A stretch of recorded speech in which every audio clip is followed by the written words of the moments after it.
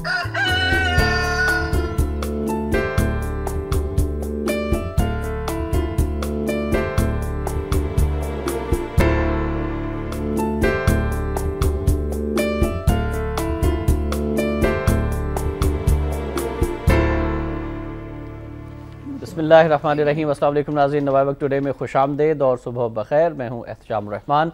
Programme का आगाज़ किताब हिदायत से। अल्लाह के नाम से जो बेइंतहा मेहरबान रहम फरमाने वाला है। क्या उनका कोई और खुदा है अल्लाह के सिवा? पाक है अल्लाह ताला उस शिर्क से जो वो करते हैं। और अगर वो देख लें आसमान के किसी टुकड़े को गिरता हुआ तो ये अहमक कहेंगे ये तो बादल है तह दर तह। बस उन्हें यूं ही छोड़ दीजिए यहाँ तक कि वो अपने उस दिन को पालें जिसमें वो गश खाकर गिर पड़ेंगे। सूरह अल-तूर की आयत नंबर 43 था 46 का तर्जुमा आपके सामने पेश किया गया। अल्लाह ताला से दुआ है कि अल्लाह ताला मुझे भी, आपको भी, हम सबको कुरान पाक पढ़ने, समझने, इसका एहतराम करने और इस पर अमल करने की भी तौफीक अता फरमाए। नाज़रीन, आज का दिन आज मंगल है, 4 ज़ुल्हज 1432 हिजरी, 1 नवंबर सन 2011। और आज के मौजूद मेहमान का आपसे तारुफ कराए दे। डॉक्टर मोहम्मद अजमल न्याजी साहब आज हमारे साथ स्टूडियोज़ में तशरीफ़ फरमाए। डॉक्टर साहब अस्सलाम वालेकुम। जी वालेकुम सलाम। कैसे मिजाज हैं आप? बस तकरीबन ठीक है। ठीक। और सियासतदानों की बात करते हैं, मुख्तलिफ इदारों की बात करते हैं। एक तरफ करप्शन है, दूसरी तरफ चीफ जस्टिस साहब हैं और चीफ जस्टिस साहब कह रहे हैं कि हर तरफ आवे का आवा ही बिगड़ा हुआ है। इसी वाले से पहली खबर भी हमारी नाज़रीन के चीफ जस्टिस ऑफ पाकिस्तान ने कहा है कि लगता है आवे का आवा ही बिगड़ गया। करप्ट रेलवे अफसरों के केस नैब को भेजे जाएं। चीफ जस्टिस, मुल्क दुश्मनों से दोस्ती नहीं हो सकती। हमने मिसाइल टैंक बना लिए, रेलवे इंजन नहीं बना सके, ये बेईमानी है। पता नहीं क्या तमाशे हो रहे हैं। इंजन हैवी मैकेनिकल कॉम्प्लेक्स और NLC से ठीक कराएं। जस्टिस इफ्तिखार, एक सीनियर सिटीजन की जान चली गई। रिमार्क्स, देखें कहीं और लोग ना मर जाएं। जस्टिस खिलजी, आज पेंशन मिल जाएगी। चेयरमैन रेलवे, करप्ट अफसर रेलवे को खा गए। शेख रशीद, बहरान इन्हीं की वजह से है। Secretary railway. डॉक्टर साहब क्या कहेंगे रेलवे के हवाले से? और चीफ जस्टिस ऑफ पाकिस्तान समाअत कर रहे हैं इस केस की और उन्होंने कह दिया है कि हर तरफ करप्शन ही करप्शन है, आवा का आवा बिगड़ गया। जिक्र हो रहा है, मगर सोचने की बात यह है कि सब हल्ला गुल्ला, ये सारा अफरा तफरी, लोगों का शोर गुल, ये वावेला जो लोग कर रहे हैं, फरियाद कर रहे हैं, तो इसका कोई नतीजा निकला है? कोई नतीजा नहीं निकला है। मैं समझता हूँ कि रेल पेल, पैसे की रेल पेल जारी है और रेल रुक गई है। रेल का फ़ायदा गरीबों का है, रेल पेल अमीरों की है। लिहाजा इस मुल्क में अमीरों के जो काम हैं वो होते चले जा रहे हैं और जो गरीबों के काम हैं वो जी बिल्कुल जा। तो मैं समझता हूँ कि जी देखें, चीफ जस्टिस साहब कहते हैं जी एहतसाब को इनके केस नेब को भेजें। तो क्या नेब को पहले जो केस भेजे गए थे तो क्या उन पर कोई फैसला हुआ, उनका कोई मामला हुआ? ये क्या है? नैब भी अपना है और पूरा मुल्क भी अपना है, जो चाहे। अलबत्ता एक बात जो है वो बात के तौर पर अच्छी है चीफ जस्टिस की। चीफ जस्टिस के फैसले भी हुए हैं, उन पर अमल नहीं हुआ, तो वो क्या फैसले होते हैं जिन पर अमल नहीं होता है? तो अब तो लोगों को उम्मीद नहीं है अदालत से, क्योंकि अदालत ने जो पहले जो कुछ किया वो तो ऐसा नहीं था कि वो मैं बहुत अदब के साथ ये बात कर रहा हूँ और मैं वो चीफ तेरे जानसार बेशुमार उन बेशुमारों में एक मैं भी था। अगर मैं किसी शुमार कतार में नहीं हूँ। लोग कतार अंदर कतार हैं और हज़ारों कतार हैं, हज़ारों कतार रो रहे हैं, मगर कोई उसका, उन्होंने निजात दहिंदा कहा था चीफ जस्टिस को, और चीफ जस्टिस जो है वो उसी तरह वो कहता है बात अच्छी है कि मसलन हमने एटम बम बना लिया, इंजन नहीं बना सकते हम। इंजन नहीं बना सके। अच्छा, एटम बम क्यों बना लिया था हमने? मैं आपको बड़ा की बात बताऊँ कि डॉक्टर कदीर खान ने भुट्टो साहब से कहा था कि ब्यूरोक्रेसी के होते हुए मैं एटम बम नहीं बना सकता, क्योंकि ब्यूरोक्रेसी हर बात में टांग अड़ाती थी और फंडिंग भी उसकी मंजूरी से आते थे। तो भुट्टो ने डॉक्टर कदीर को खुद मुख्तार कर दिया और फिर उन्होंने एटम बम बना लिया। मैं अब भी कहता हूँ कि तमाम महकमों से अगर ब्यूरोक्रेसी का अमल दखल ख़त्म कर दिया जाए तो वो एक बेहतरीन महकमे बन जाएंगे और बेहतरीन मामलात यहाँ पर चलेंगे। रेलवे को ख़राब किया उन अफसरान ने जो ब्यूरोक्रेसी के मौजूद हैं वहाँ पर, थोक के हिसाब से। जहाँ पर एक अफसर की ज़रूरत है वहाँ पर 25-25 अफसर हैं। अच्छा देखें, इंडिया में इतनी बड़ी रेलवे है और एक GM है, यहाँ एक महकमे में 4-4 GM है, एक दफ्तर में 4-4 GM, तो क्या होगा? ज्यादा करप्शन नहीं होगी ना। ज्यादा बंदे जब इन्वॉल्व होते हैं तो काम नहीं होता। वो एक दूसरे पर जिम्मेदारी डालते हैं और उनको पता ही नहीं होता कि मेरा काम क्या है। ठीक, तो अब चीफ जस्टिस साहब ने जो ये नोटिस लिया है, इसके बाद आप समझते हैं कि इस केस के का जो फैसला आएगा उसके बाद उस पर अमल भी किया जाएगा और फिर रेलवे की हालत बेहतर हो जाएगी? मेरा ख्याल है कि मैं तो इसमें थोड़ा सा मायूस हूँ, मायूसी का इजहार करता हूँ। देखें, पहली बात चीफ जस्टिस से करें कि रेलवे से ब्यूरोक्रेसी का अमल दखल ख़त्म कराएं। सही, तो ये एटम बम बनाने से भी ज़्यादा उनको प्रोग्रेस देंगे और ज़्यादा उनको कारकर्दगी करके दिखाएंगे। वो लोग जो मुलाजम हैं, असल इस कौम के जो जो जो लोग मुहब्बत में मुलाजम हैं, सब काम वही करते हैं। ब्यूरोक्रेसी वाले सिर्फ दस्तखत करते हैं और दस्तखत करने में कई कई महीने लगा देते हैं। राइट, और कोई काम नहीं होता। इन्होंने सिर्फ लोगों को अजियत और जिल्लत से दुचार किया। शेख रशीद साहब के दौर में कहते हैं कि शेख रशीद साहब ने कहा कि 20 से ज़ायद मैंने ट्रेनें चला दी और उसकी वजह से रेलवे बहुत बेहतरी की जानिब गामजन हुआ। अब कल शेख रशीद साहब मीडिया से बात कर रहे थे, उन्होंने कहा जी 20-20 रुपये वाली चीज़ जो है वो हज़ारों रुपये में ख़रीदी जा रही है। और ये भी उन्होंने कहा कि अगर सिर्फ कराची कैंट की जो ज़मीनें हैं वो कब्ज़ा माफिया से वागुजार करा ली जाएँ तो रेलवे का जो कर्जा है, रेलवे का जो बहरान है वो हल हो सकता है, ट्रेनें दोबारा चलना शुरू हो जाएंगी। बिल्कुल ठीक है। मैं कहता हूँ रेलवे तो अमीर तरीन महकमा है, लेकिन उसका ये हाल हो रहा है। अच्छा, फिर इस मुल्क के बारे में इमरान खान ने कहा है कि ये अमीर मुल्क है, ये गरीब मुल्क नहीं है। हम मादनियात के ढेर पर खड़े हैं। सही, हम कीमती बेशबहा मादनियात के अंबार के दरमियान मौजूद हैं। अच्छा, यहाँ पर कई पतले अरब टन कोयला मौजूद है, यहाँ पर तांबा मौजूद है, सोना मौजूद है, गैस, ये गैस जो निकली है इससे कई गुना ज़्यादा गैस के ज़खायर अभी मौजूद हैं पाकिस्तान के अंदर, मगर उन्हें यूटिलाइज कौन करे? इनको करप्शन से मेरा ख्याल है कि तुम खाओ, तुम सब कुछ करो, लेकिन देखे ना मोटरवे बनी, मोटरवे में करप्शन नहीं हुई, मगर एक सहूलत तो मिली लोगों को कि जब वो मोटरवे पर चढ़ते हैं तो उन्हें मालूम होता है कि जैसे वो किसी और मुल्क में आ गए। सही, तो भाई मैं कहता हूँ कि तुम खाओ पियो सब कुछ करो, मगर कुछ लोगों का ख्याल तो करो। राइट, कुछ लोगों का भी ख्याल करो। आपने बात की इमरान खान की, तो इमरान खान के हवाले से एक खबर भी शामिल करना चाहेंगे कि नवाज शरीफ असल असासे जाहिर कर दें, इत्तेहाद हो सकता है। इमरान एजेंडे से मुत्तफिक हैं तो खुशामदीद। शरीफ बरादरान 2007 में ऐसा कर चुके मुस्लिम लीग नून। शरीफ बरादरान के खुफिया असासे होते तो मुशर्रफ ज़मीन के नीचे से भी निकाल लेते। 100 केनाल के घर बनाकर गरीबों की बात करना गलत है। शरीफ बरादरान के असासों का रिकॉर्ड कोई भी चेक कर सकता है। तर्जुमान पंजाब हुकूमत परवेज़ रशीद। बहुत बड़ी तब्दीली आ चुकी है, ऐसा इनकलाब आ रहा है कि लोग 70 को भूल जाएंगे। हमारा सेल हुक्मरानों के असासों की तफसीलात जमा करेगा, सुप्रीम कोर्ट और इलेक्शन कमीशन के पास जाएंगे। सरबराह तहरीक इंसाफ का जलसा आपकी राय क्या कामयाब रहा है? कि ये बिल्कुल कामयाब है। उसमें परवेज़ रशीद, मसलन मैं जब पढ़ाता था गवर्नमेंट कॉलेज में, मैं पहले जवान था, वहाँ गया था, तो ये 4th ईयर का स्टूडेंट था, हम में कोई फर्क नहीं था।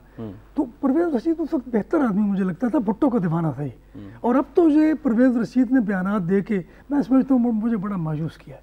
देखे ना, एक जलसा तमाम लोगों को नजर आ रहा है, सब लोग देख रहे हैं, अपने घरों में बैठे हुए भी देख रहे हैं, तो उसके बारे में गलत बयानी करना, उसके बारे में झूठ बोलना अपना मजाक उड़वाने के मुतरादिफ है। भाई तुम जो चीज़ नजर आ रही है, सबको दुनिया देख रही है, तो उसके बारे में सही बात करो। इसका मतलब है कि सियासतदान बोलते ही झूठ हैं, खुला झूठ बोलते हैं। सही, वो लोगों की आंखों में धूल झोंकते हैं और झूठ का ऐसा गर्द गुबार फैला देते हैं कि लोगों को कुछ नजर नहीं आता। मतलब आपका कहना है कि कामयाब जलसा था। इमरान खान साहब जो है वो आइंदा पाकिस्तान के पॉलिटिकल सीन में, पॉलिटिकल सिनारियो में उनकी अहमियत और ज़्यादा वाज़े हो गई है। मेरे ख्याल उनकी अहमियत है, मगर मैं समझता हूँ कि लोगों ने जो उम्मीदें बांधी हैं इमरान के साथ वो पूरी होनी चाहिए। तो सिविल नाफरमानी की तहरीक को चलाएंगे, ये अच्छी बात है।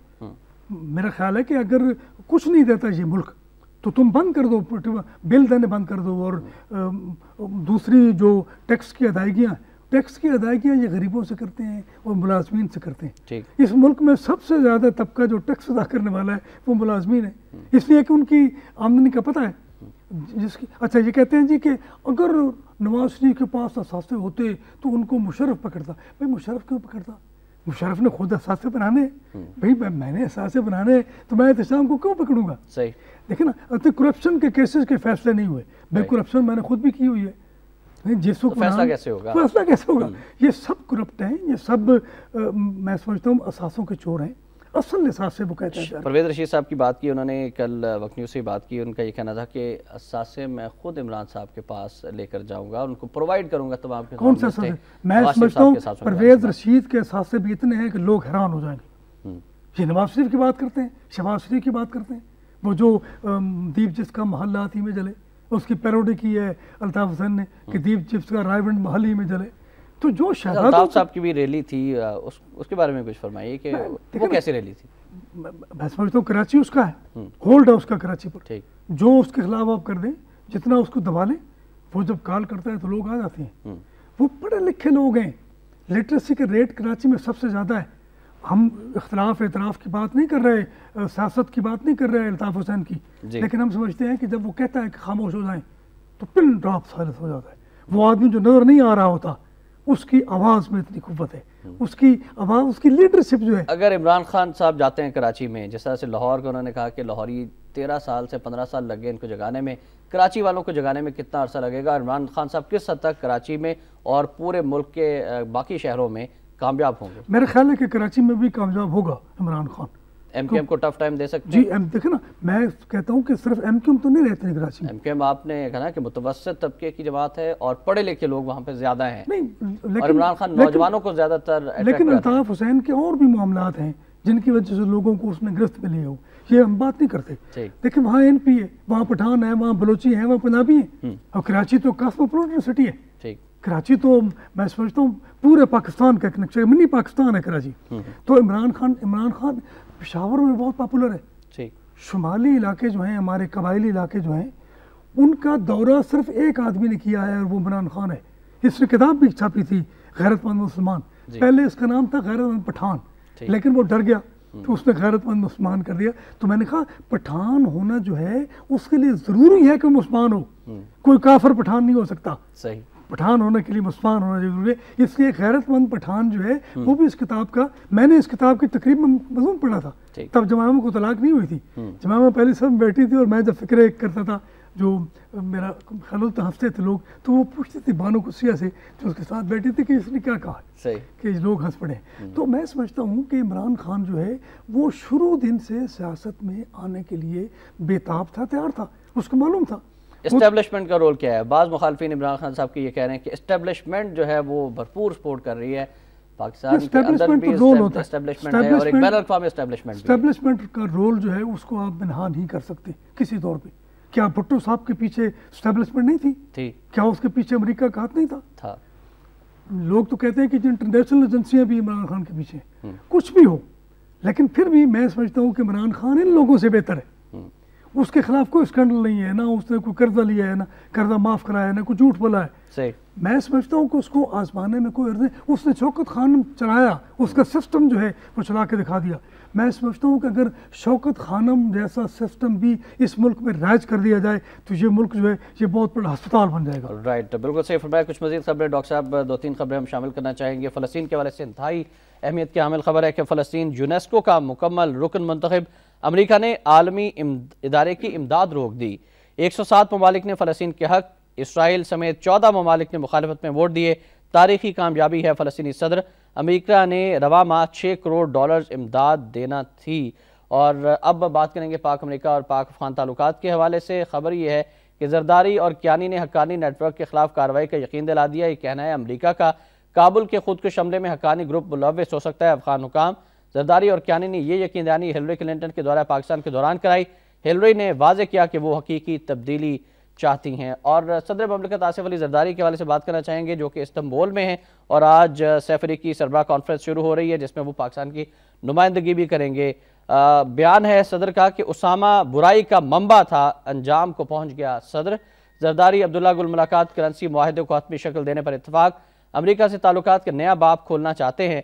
जमहूरियत महाजराई पर मुज़ाकरात को तरजीह देती है। जरदारी तुर्क अखबार से इंटरव्यू भी उन्होंने की है। और बात हो रही है पाक अमेरिका ताल्लुकात की, तो न्यूयॉर्क टाइम्स की एक खबर है कि अमेरिका जिस ISI पर इल्ज़ाम लगाता था हक्कानी ग्रुप से मुज़ाकरात के लिए, उसी की तरफ रुजू पर मजबूर है। न्यूयॉर्क टाइम्स का ये कहना है। और कुछ रिलीफ दिया है गवर्नमेंट ने पेट्रोलियम मसनूआत की। अगर हम बात करें तो पेट्रोल ₹1.54 फी लीटर, मट्टी का तेल 86 पैसे फी लीटर सस्ता हो गया। हाई स्पीड डीजल की कीमत बरकरार रखी गई है। कुछ अब हम डिस्कस करना चाहेंगे। आपने खबरें इतनी पढ़ी है कि मैं खबरों में घिर गया हूँ। अब हम आपको बता दें कि आपने राय देनी है फ़लस्तीन के हवाले से। फ़लस्तीन यूनेस्को का मुकम्मल रुकन मुंतखब होता है, हो गया है, अमेरिका ने मुखालफत की। बहुत इंपॉर्टेंट है। मैं समझता हूँ कि आहिस्ता आहिस्ता अब ये बात आगे आ रही है और अमेरिका को पता चल रहा है कि फ़लस्तीन का मसला भी हल करना है और कश्मीर का मसला भी हल करना है। ये दो नासूर हैं जो आलम इस्लाम के सीने में खड़े हुए हैं। मजीद जामी साहब जब बात करते हैं वो यही बात करते हैं कि मशरक़ वस्ती में इसराइल और बरसग़ीर में भारत, ये दो पिट्ठू हैं और ये पिट्ठू जो है वो उल्लू के पट्टे से ज़्यादा गुलाम होता है और ज़्यादा फरमाबरदार होता है। तो कश्मीर और फ़लस्तीन का मसला हल हो जाए तो आलम इस्लाम के तमाम मसाइल हल हो जाएंगे। मैं समझता हूँ फ़लस्तीन का यूनेस्को का मेंबर बनना जो है एक थप्पड़ है अमेरिका के मुंह पर, और इसराइल के लिए भी ये और बड़ी तकलीफ हुई है डॉक्टर साहब अमेरिका को, उसने इमदाद रोक ली है। वो क्या क्या करेगा? यूनेस्को तो कालमी इदारा है, उसकी इमदाद यूनेस्को के हवाले से अमेरिका ने कई मरतबा फ़ायदे उठाए हैं। तो अच्छा देखें ना, अक़वाम मुत्तहिदा में भी मुकम्मल मेंबर बनाने के लिए बात की जा रही है फ़लस्तीन की। सही। और उसके लिए अगर अमेरिका जो है वो कर वीटो करेगा तो ये बहुत बड़ी बात है। इसराइल जो कि अमेरिका की नाजायज़ औलाद है, उसके खिलाफ एक लफ्ज़ सुनने को भी अमेरिका तैयार नहीं है। इसकी वजह क्या है? मैं देखें, मेरा ख्याल है कि अमेरिका के अंदर इसराइल की नफरत बढ़ती जा रही है।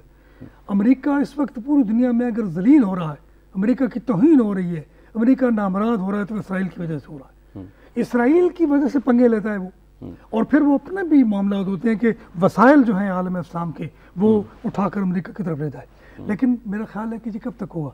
अब तो अमरीकी अवाम भी खुद उनकी ही पॉलिसियों के खिलाफ हो गए हैं, सरमायादाराना निज़ाम के खिलाफ है। लेकिन अब समझते हैं कि यहूदी इतने ताकतवर हैं अभी भी कि वो तमाम के तमाम सरमायादाराना निज़ाम को कंट्रोल कर रहे हैं और अवाम को दबाने, ना सिर्फ अपने अवाम को बल्कि पूरी दुनिया के अवाम को उन्होंने अपने शिकंजे में ले रखा है। लेकिन इसराइल जो है, इसराइल ने मुआशियात और मीडिया, ये दो चीज़ें जो इन पर कब्जा किया, बैंकिंग पर कब्जा किया उसने और मीडिया पर कब्जा किया। इस वक्त दुनिया में तमाम मीडिया जो है, इम्पोर्टेंट मीडिया, वो इसराइल के कब्जे में, और उसके बैंकिंग और उसकी जो माशी मामलात हैं वो भी इसराइल के हाथ में। तो इसराइल देखे ना, इसराइल के लिए मैं दिल में नफरत रखता हूँ ना, इसराइल के लिए नहीं, यहूदी के लिए रखता हूँ। यहूदी के लिए इसराइल नहीं, ठीक है, इसराइल ठीक है नहीं, इसराइल के लिए हमें गुंजाइश रखनी चाहिए कि उसको भी जिंदा रहने का हक है। लेकिन जो मनफी जिंदा रहने का कैसे है? वो तो मुसलमानों की सरजमीन पर कब्जा करके और नाजायज रियासत आप बनाकर उसको जिंदा रहने का हक डॉक्टर साहब दे रहे हैं। नहीं, जिंदा, मैं माफ़ी चाहता हूँ, मेरे ख्याल में मैं बात सही तरह कर नहीं सका। मैं समझता हूँ कि यानी किसी कौम के खिलाफ बैसियत कौम मुखालफत नहीं करनी चाहिए, लेकिन यहूदियों की जो मनफी जहनीत है, ये लाडली कौम है। जर्मनी से इकट्ठा करके आप लाके फ़लस्तीन की सरजमीन पर आबाद करते हैं, बड़ी जाती पूरी दुनिया से जहाँ जहाँ यहूदी हैं उनको चुन चुन के इकट्ठा करते हैं, फ़लस्तीनियों के सर पर थोप देते हैं, फिर एक अलग रियासत बना दी जाती है। ये बड़ी जाती है और इस जाति का बदला उनको देना पड़ेगा। लेकिन आप ये देखें कि तमाम साइंटिस्ट जो थे यहूदी थे, इवन कार्ल मार्क्स जो सोशलिज्म और कम्युनिज्म का बानी था वो भी यहूदी है, फ्राइड यहूदी है, आइंस्टाइन जिसने पहला एटम बम बनाया था वो भी यहूदी है। सही। तो यहूदी जो है साहिब दिमाग लोग, दुनिया की तबाही और बर्बादी की जिम्मेदारी यहूदी हैं। हाँ बिल्कुल, इसमें कोई शक नहीं, इसमें कोई शक नहीं। और अपने आप को वो रब की सबसे बेहतरीन मखलूक करार देते हैं, और बाकी जो इंसान है उनको वो इंसान ही नहीं समझते। ठीक है, बिल्कुल। और अपने जुल्म और सितम को वो जायज़ समझते हैं, अपने जालिम होने का जवाब लाते हैं और दूसरों के मजलूम होने को वो गुनाह समझते हैं और जुल्म किए जाते हैं। अच्छा, लेकिन ये देखें ना, आप ये भी देखें इंतजाम कि एक छोटा सा मुल्क, एक छटाकी सा, उसने तमाम आलम अरब को अपने ज़ेर नगी किया हुआ है। सही। इसकी क्या वजह है? इसकी बात अमेरिका को भी अपने हाथ में किया हुआ है, तो कुछ तो है ना उसके, उनके पास, तो वो उस पर गौर करना चाहिए। यानी मैं समझता हूँ कि मसलन सऊदी अरब है या और जो लीबिया है या और जो मुल्क हैं अरब के, उनके पास इतना सरमाया है कि वो 1000 एटम बम बना सकते हैं, बिल्कुल सही, सनतें बना सकते हैं, टेक्नोलॉजी में एडवांस जा सकते हैं, मगर कुछ भी नहीं है। सऊदी अरब में क्या है? सऊदी अरब में कुछ भी नहीं है। और मैं खुदा न खास्ता मेरे मुंह में खाक, मैं समझता हूँ लीबिया के बाद शाम की तरफ जा रहे हैं, यमन की तरफ जा रहे हैं, उसके बाद सऊदी अरब की बारी भी आएगी, और सऊदी अरब की बारी भी आई तो फिर दुनिया भर के मुसलमान क्या करेंगे? और ये भी होगा क्योंकि इसराइल आहिस्ता आहिस्ता आजमाना जाता है। इसराइल पेनिट्रेट कर रहा है सऊदी अरब में, और सऊदी अरब जो है वो इसराइल के लिए ज़ुबानी कलामी बात करता है। बस ईरान सऊदी इसराइल के ख़िलाफ़ है, लेकिन ईरान की सऊदी अरब खिलाफ है। और अमेरिका ने नई चाल चली है कि उसने एक झूठा प्रोपेगेंडा करके इसराइल और ईरान को लड़ाने की कोशिश की है। शिया और सुन्नी फसाद जो है वो हमेशा से पैदा करने की कोशिश। मुसलमानों का इस तमाम सूरत हाल में क्या किरदार होना चाहिए, खासतौर पर मुस्लिम स्टेट्स का क्या रवैया होना चाहिए? उनके लिए अल्लामा इकबाल ने बहुत पहले बात कर दी, ए गिरफ्तार अबू बकर अली होशियार बाश, ए अबू बकर अली के जो तुम जो फर्मा बरदार बन तो तुम होशियार हो जाओ। देखे ना, कैद आज़म से पूछा गया था कि तुम शिया हो या सुन्नी हो, उसने कहा कि मोहम्मद रसूलुल्लाह सल्लल्लाहु अलैहि वसल्लम वो शिया थे या सुन्नी थे। तो भाई हमारी बेस क्या है, हमारी इब्तिदा क्या है? एक हो मुस्लिम हरम की पासबानी के लिए। हाँ, अब तो एक होने की जरूरत है। मैं समझता हूँ कि जब तक ये नहीं होगा उस वक्त एक एक करके छोटे छोटे रियासतें बना के, अरब अमारात क्या है, सही अरब अमारात वो गुलाम है उसके, और वो पाकिस्तान का हाल भी अरब अमारात का पाला करना चाहता है। उसामा क्या वाकई बुराई का मम्मा था? मैं नहीं समझता इसको। सदर ममलिकत ने ऐसा क्यों कहा? ये गलत कहा है उन्होंने, क्योंकि उसामा जो था अमेरिका का आदमी था, लेकिन फिर उसामा ने हकीकत पसंदी का सबूत दिया, उसके अंदर मुसलमान के साथ मोहब्बत, मुसलमानों के साथ, इस्लाम के साथ एक ताल्लुक की बात थी। सही। तो उसकी वजह से उसको उन्होंने बुराई का मामला बनाया। उसामा क्या तकलीफ उसामा से? उसामा ने क्या कहीं एटम बम फेंका? उसामा ने कहीं कोई तलवार चलाई किसी मुल्क के खिलाफ? उसामा ने कोई फौज कशी की? कुछ भी ऐसा नहीं। 9/11 का ड्रामा भी यहूदियों की प्लानिंग थी, अब तो वो भी साबित हो चुका है। तो फिर कैसे बुराई का मामला है? जरदारी साहब को मैं खिदमत दर्ज करता हूँ, मेरे सदर हैं वो, तो उनको कम से कम एहसास करना चाहिए कि उसामा जो है बुराई का मंबा नहीं है, ओबामा बुराई का मंबा है। बिल्कुल सही कहा। और ओबामा को क्या जरूरत है कि वो पूरी दुनिया का मामा बन जाए? और उसामा जो था, ये सारा जो एबटाबाद में फ्रॉड किया उन्होंने, ये फ्रॉड 9/11 से बड़ा फ्रॉड था। राइट डॉक्टर साहब, इंतहाई माज़ के साथ कदा कलामी होती है, एक ब्रेक के लिए जाना है, ब्रेक से वापस आएंगे नाज़रीन, तो इस पर भी बात करेंगे कि जरदारी और हक्कानी नेटवर्क के खिलाफ कार्रवाई का अमेरिका का क्या वाकई यकीन दिला दिया है, और डॉक्टर साहब से इस पर राय भी लेंगे। आप हमारे साथ ही रहिएगा।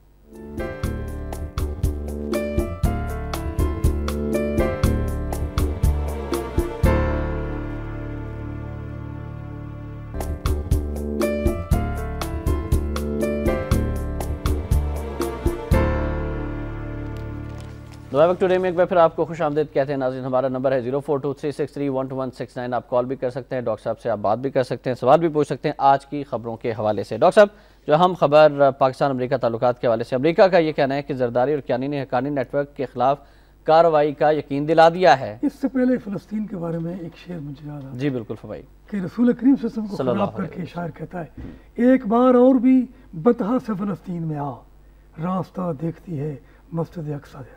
तो मस्जिद अक्सा में नमाज पढ़ने का मौका कब मिलेगा? लेकिन मस्जिद अक्सा को आज़ाद करवाने के लिए कोशिशें भी तो हम उस तरह से नहीं कर रहे। ये देखें, ये पहला मरकज़ था जब मेराज पर रसूल करीम सल्लल्लाहु अलैहि वसल्लम तशरीफ़ ले गए थे, तो उन्होंने यहाँ पर स्टे किया था, क़याम किया था थोड़ी देर के लिए, यहाँ नमाज पढ़ाई थी, और तमाम अंबिया ने रसूल के इख्तिताम में नमाज पढ़ी थी, फिर वो मेराज पर गए थे।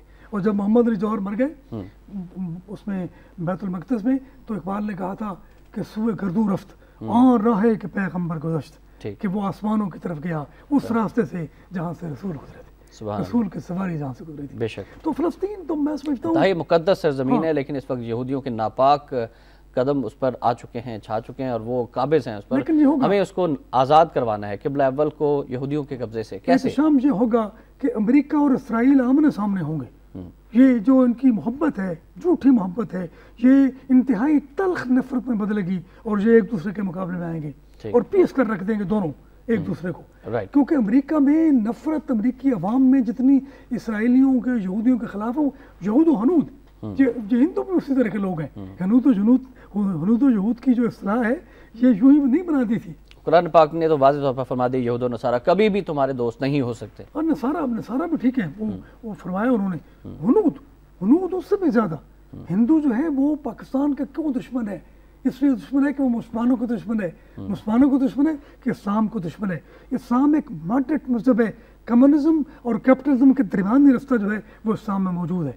इसमें अमन भी, सलामती भी, और इसमें वो कैफियत भी तवाज़ुन की होती है, वो मौजूद है। और इसीलिए अमेरिका डरता है। अमेरिका रूस से इतना नहीं डरता था जितना आलम इस्लाम से डरता है। बिल्कुल सही। और असली दुश्मन है हमारा भारत और हिंदू, लेकिन हमारे हुक्मरान जो है वो उनको बेहतरीन मुल्क करार देने के चक्करों में है। कुछ कॉलर हम शामिल करना चाहेंगे डॉक्टर साहब। कह दिया है जी कि दुश्मन से दोस्ती नहीं की जा सकती। बिल्कुल सही, चीफ जस्टिस ने कहा। राइट, हमारे साथ पहले कॉलर हैं, आपकी इजाजत से शामिल करना चाहेंगे अब्दुल रशीद गौरी साहब की कॉल। अस्सलाम वालेकुम। वालेकुम सलाम जी गौरी साहब फरमाइएगा। और नियाजी साहब को भी मेरा बहुत बहुत सलाम हो। जी वालेकुम सलाम जी। आज ये है कि मैं नवाज शरीफ की जरा कुछ सवालात करना चाहता हूँ आपके तवज्जुह से कि उनके दौर में हकीम सईद साहब का कत्ल हुआ था, तो मुकदमा हुकूमत ने दायर किया था अदालत में। उनके खानदान के हकीम साहब से किसी ने कोई FIR नहीं कटवाई, ना मुकदमा दायर किया था जी। लेकिन अदालत के अंदर हुकूमत की तरफ से जो चश्मदीद गवाह पेश हुए थे उसमें अब्दुल वहीद नाम के एक ड्राइवर को पेश किया था और एक उनके बॉडीगार्ड जो है वो सरवर बेग के नाम से पेश किया था जी। तो ना तो कोई हकीम साहब के घर में, क्योंकि मैं 20-25 साल हकीम साहब के साथ रहा हूँ, तो ना तो हकीम साहब के घर में कोई ड्राइवर अब्दुल वहीद के नाम का था, ना उनका कोई बॉडीगार्ड था, और ना फैक्ट्री में, ना कंपनी में, ना दफ्तर में, कहीं भी कोई अब्दुल सवाल क्या है अब्दुल रशीद वाली साहब आपका? और सर्वर बेग भी नहीं था। तो मेरे उनसे ये कहना है कि जब उनके तीसरे दिन की जब ईसाल सवाब के लिए फातिहा की गई थी और नवाज शरीफ साहब आए और गवर्नर हाउस में बैठ गए और वो आए भी नहीं यहाँ पर, जब सारा मजमा रात को कोई 11-12 बजे खत्म होके चले गए, तो वो अकेले आकर वहाँ बैठकर उन्होंने दुआ पढ़ी उनके दामाद और बेटी के दरमियान में।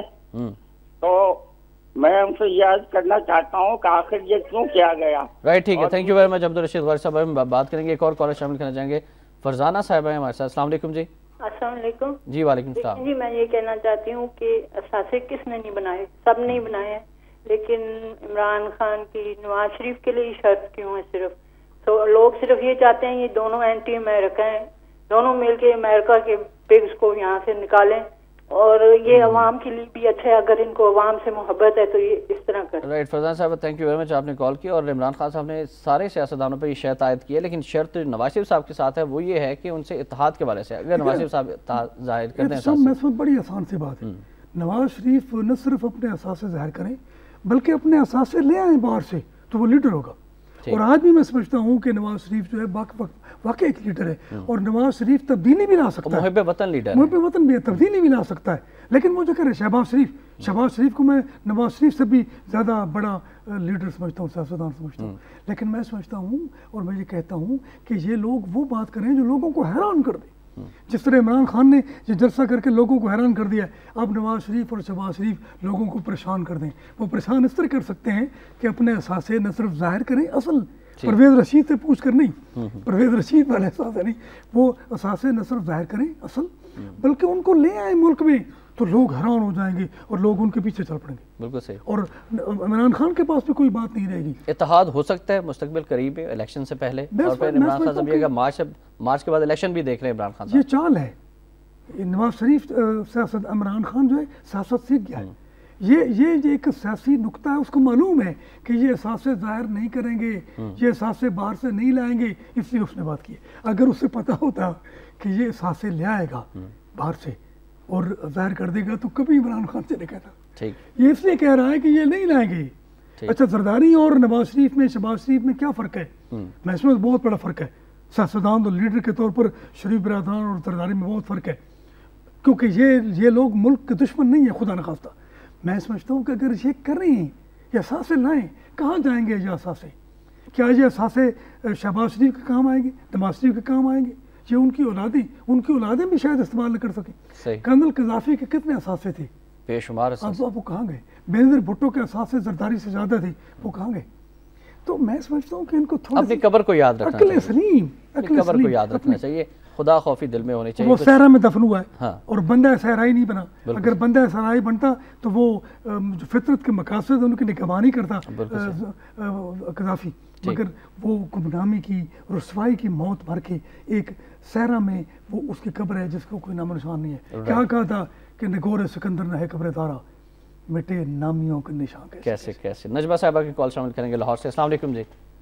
वालेकुम सलाम। ये मैं बात करना चाहती हूँ कि ये जो इमरान खान का जलसा हुआ, बेशक बहुत बड़ा जलसा था जी, मगर वो ये खुदा तो नहीं बन गई इतना बड़ा जलसा करके। मैं वोटर हूँ, शुरू से बेनज़ीर वोटर थी, मगर मैंने नवाज शरीफ ने, जब मैं उनका साथ इसलिए वोट देने गई थी, उन्होंने कहा था कि मैं जज बहाल कराऊंगा, और उसने वो वादा पूरा किया ये कौम बहुत जल्दी बातें भूल जाती है। तो उनको अगर उस दिन वो नहीं निकलते तो ये जरदारी या जो भी है कभी भी नहीं ये जज बहाल करते। तो क्या चाहते हैं कि हर वक्त के कोई ना कोई उनको थैंक यू वेरी मच, आपकी बात पहुंच गई। तारिक साहब हैं आप हमारे साथ कराची से। अस्सलाम वालेकुम।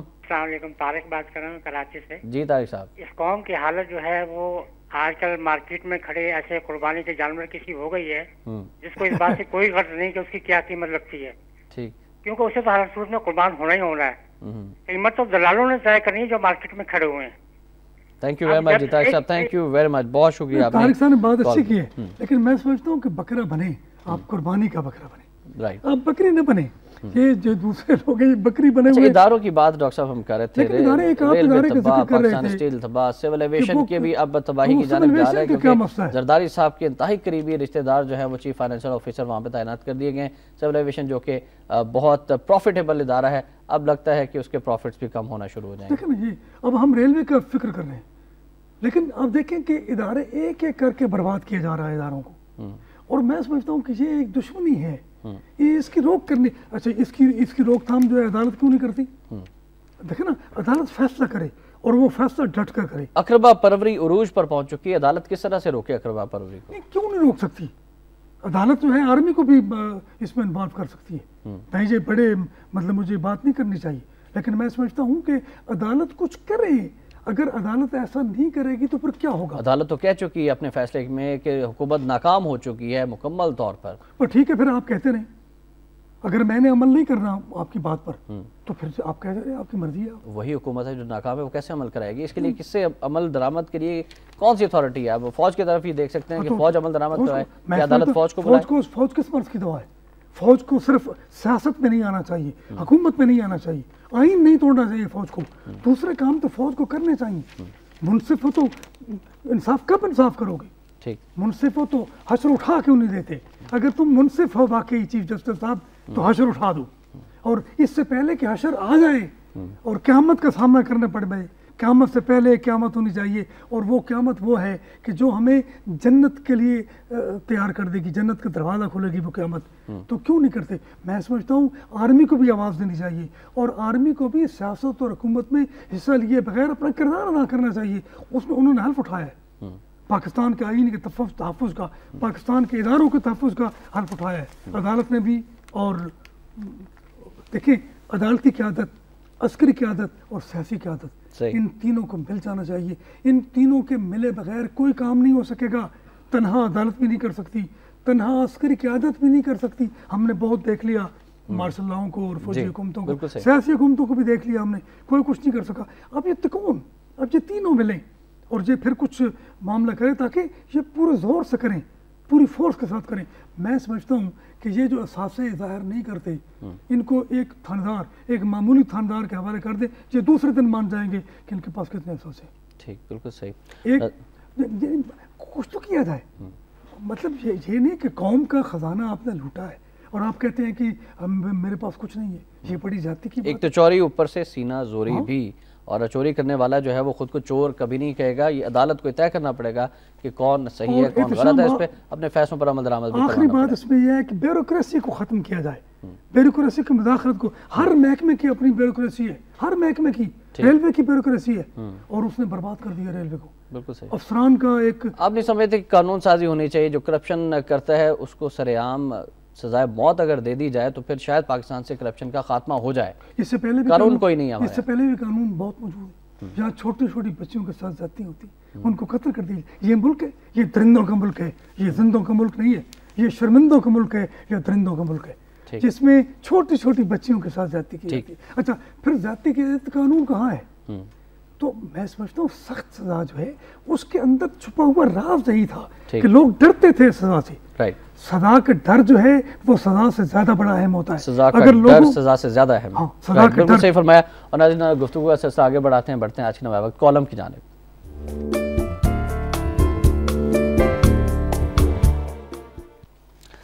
आज का कॉलम भी डॉक्टर मोहम्मद अजमल रियाजी साहब का ही कॉलम है। इन्होंने लिखा है कि फैसल का कौल, फैसल या वजारत बामुकाबला हुकूमत, सवालिया निशान। लिखते हैं कि फैसल सालिहात ने पहले काफली के प्लेटफॉर्म से बिजली और पानी के करप्ट वजीर राजा परवेज अशरफ के खिलाफ बयान दिए और फिर सुप्रीम कोर्ट में आवाज़ उठाई तो वो हमें अच्छा लगा। तब मुस्लिम लीग नून फ्रेंडली अपोजिशन का किरदार अदा कर रही थी। मसनूई लोड शेडिंग राजा साहब की तरफ से रेंटल पावर प्लांट मंगवाने की एक चाल थी। और मजीद इस चाल के हवाले से हम जानेंगे डॉक्टर मोहम्मद अजमल न्याजी साहब से। जी डॉक्टर साहब, ये देखो ना, मैं समझता हूँ कि इतना बड़ा जुल्म किया गया। यानी आप देखें लोड शेडिंग एक दिन में कैसे ख़त्म हो जाती है। अगर ये मसनूई नहीं है, ये बनावटी नहीं है, ये किस खास मकसद के लिए नहीं है, तो कैसे ख़त्म हो जाएगी। यानी कोई अलादीन के चिराग है, ये हुकूमत वाले कहते हैं कि मेरे पास अलादीन के चिराग नहीं है, तो जनाब ये तो अलादीन के चिराग था कि एक दिन में लोड शेडिंग खत्म कर दी उन्होंने। और अब तक लोड शेडिंग उस तरह नहीं हो रही जिस तरह क़यामत में बाकी की। अब गैस की लोड शेडिंग शुरू हो तो ये लोड शेडिंग की इसलिए की थी कि रेंटल पावर प्लांट बनवाएं, वहां से कमीशन मिलेगा, किक बैक्स मिलेंगी, अरबों रुपए कमाए राजा परवेज अशरफ ने, वज़ीर आज़म गिलानी ने और हमारे सदर साहब ने भी। तो ये कौम का पैसा है। अच्छा, वो रेंटल पावर आ चुके हैं, उनका किराया अदा किया जा रहा है, मगर एक यूनिट बिजली उन्होंने अभी तक नहीं बनाई है। तो ये क्या ज़रूरत है। और अब जो ईरान ने कहा बिजली ले लो, नहीं रही, चीन ने कहा ले लो, नहीं, अब भारत से ले रहे हैं। क्या मैं समझता हूँ ये बात जो है नवीद कमर कर रहा है, और नवीद कमर राजा परवेज अशरफ से भी आगे बढ़ जाने की कोशिश। भारत के साथ एकदम से वफादारियाँ निभाने के जो अहद किए जा रहे हैं उसको बेहतरीन दोस्त करार देने की बातें की जा रही है। ये क्यों की जा रही है और किसके कहने पे की जा रही है? अमेरिका के कहने पे। देखिए, इस खत्ते का लीडर चीन है, इस खत्ते का लीडर पाकिस्तान भी है। ठीक, तो ये भारत को लीडर बनाने की क्या जरूरत है?